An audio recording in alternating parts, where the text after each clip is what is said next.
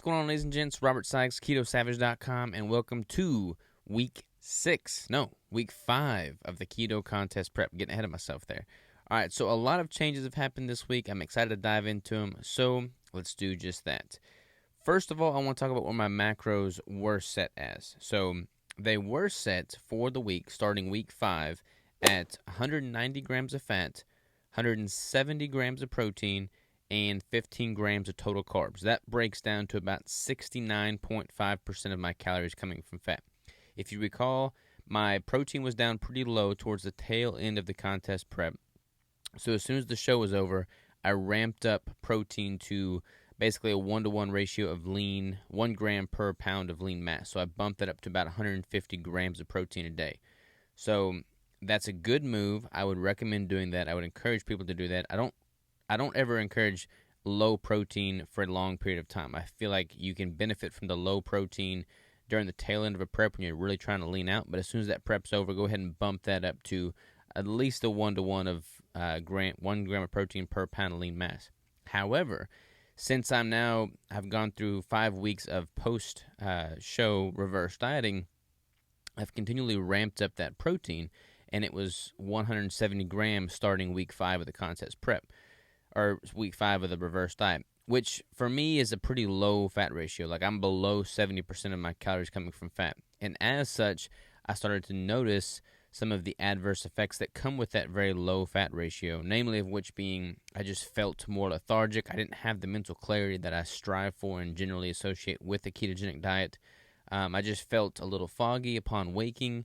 I didn't have the energy that I normally have, and I was like just totally insatiable. Like, I was so hungry all the time, thinking about food. I'd be sitting down at my desk to work on business stuff, and then I would just start fixating on different food, like when my next meal is.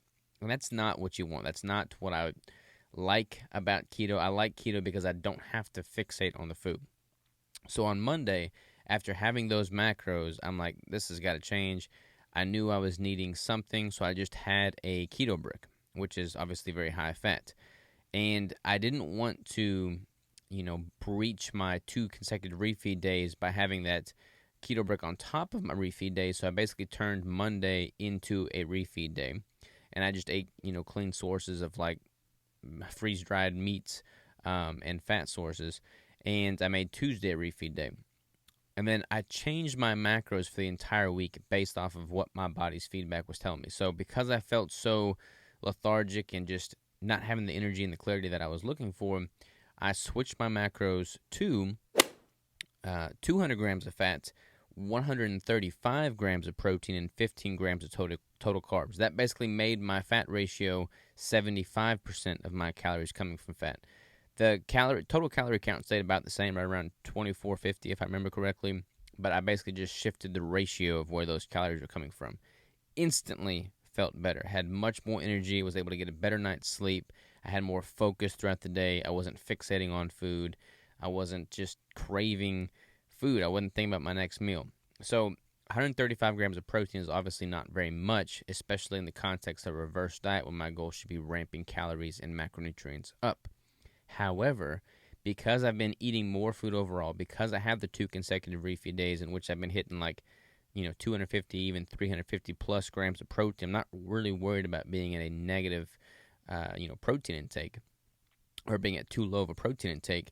So in the context of this example, I felt it beneficial to increase my fat ratio, decrease my protein intake, and continually ramp up calories and go throughout this reverse diet. Now, there's a couple trade-offs here.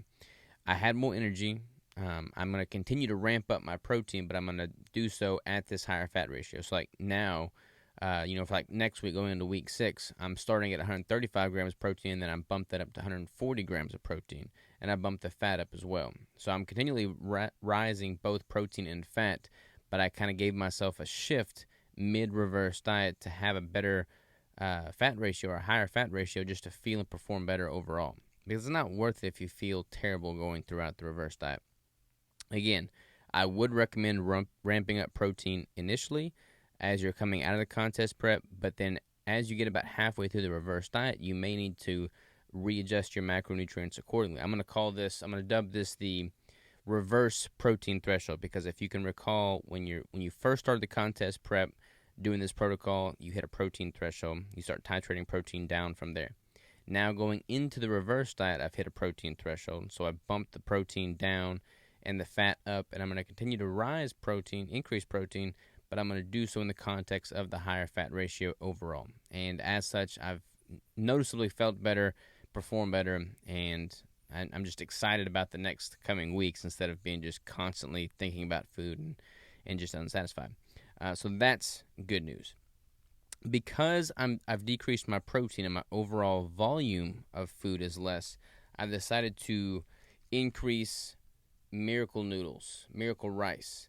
This stuff is basically 97% water by weight. It's made, the ingredients are purified water, konjac root fiber, which is glucomannan, and calcium hydroxide.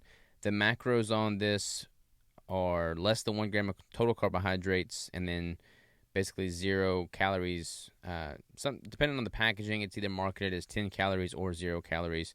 But basically, it's 97% water by weight. It doesn't really absorb. It just goes straight through you.